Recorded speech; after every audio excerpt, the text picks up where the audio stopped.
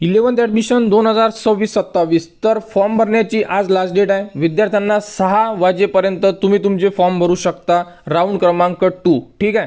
तर यामध्ये कोणकोणते विद्यार्थी इलिजिबल असणार आहे की ज्यांनी फॉर्म भरलेले आहे आणि फॉर्म भरल्यानंतर तुमचे फॉर्म सक्सेसफुल झालेले आहेत का हे कसे चेक करायचे।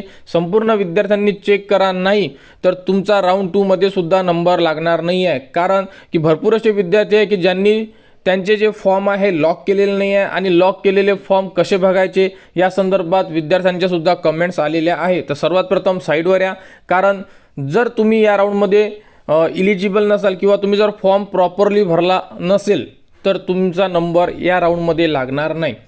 साईडवर या, साईडवर आल्यानंतर तुमच्याकडे ID आहे आणि पासवर्ड आहे। तर आपल्याला लॉग इन करायचं आहे। ID टाका, पासवर्ड टाका, खाली दिलेला कॅप्चा टाका आणि सर्वात प्रथम साइन इन करा।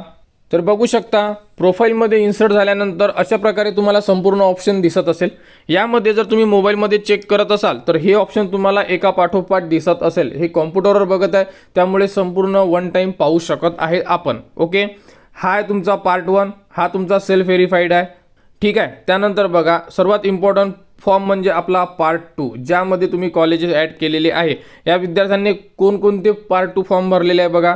जो रेग्युलर राऊंड होता पार्ट 2 चा म्हणजे कॅप राऊंड 2 हा सुद्धा भरलेला आहे। त्यानंतर मॅनेजमेंट कोटा सुद्धा या विद्यार्थ्यांनी भरलेला आहे। त्यानंतर मायनॉरिटी कोटा तो इलिजिबल नाही आहे आणि इन हाऊस कोट्याला म्हणजे जिथे 10वी झालेली आहे तिथे 11वी करायची नाही आहे, त्यामुळे त्या विद्यार्थ्यांनी इन हाऊस कोटा भरलेला नाही। क्लिअर? तर बघू शकता फॉर्ममध्ये जेव्हा तुम्ही चेक करत आहे कंप्लीट अँड लॉक हे असणं गरजेचं आहे। तर बघा कॅप फॉर्ममध्ये सुद्धा कंप्लीट अँड लॉक आहे, मॅनेजमेंट कोट्यामध्ये सुद्धा कंप्लीट अँड लॉक आहे।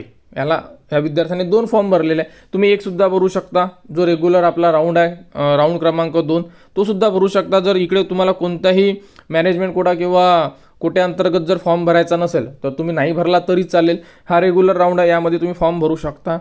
तर या प्रकारे आपले जे फॉर्म आहे सेल्फ व्हेरीफाईड आणि कंप्लीट अँड लॉक आहे का चेक करा। ज्यांचे फॉर्म कंप्लीट अँड लॉक असेल तेच विद्यार्थी राऊंड 2 मध्ये इलिजिबल असणार आहे। म्हणजे त्यांचा विचार करण्यात येणार आहे की राऊंड 2 मध्ये त्यांना कोणतं कॉलेज द्यायचं। तुम्ही 1 पासून तर 10 पर्यंत कॉलेज देऊ शकता। क्लिअर? अशा प्रकारे चेक करा आणि जर काही अडचण असेल तर आज 6 वाजेपर्यंत तुम्ही यामध्ये दुरुस्ती करू शकता। ओके, कोणाला कुठेही अडचण असेल कमेंट्स करा। संपूर्ण फॉर्म भरण्याचे part 1 part 2 edit A to Z video आपल्या चॅनलवर दिलेले आहे।